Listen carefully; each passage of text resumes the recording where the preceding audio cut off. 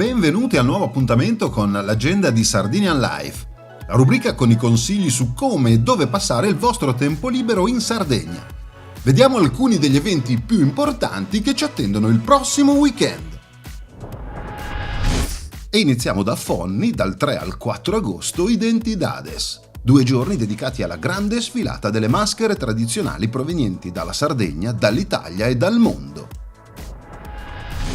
Sulla pagina Facebook della manifestazione troviamo postato l'evento dal quale possiamo scaricare il programma completo.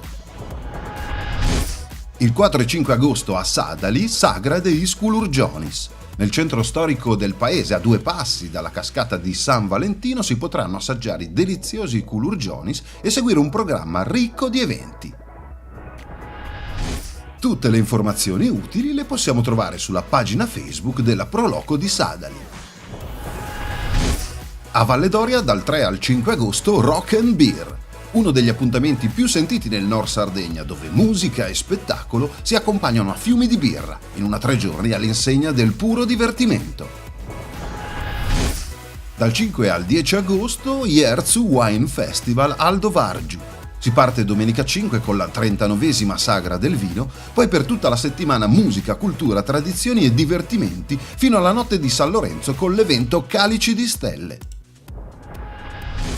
Possiamo scaricare il programma completo direttamente dalla pagina Facebook Ierzu Wine Festival.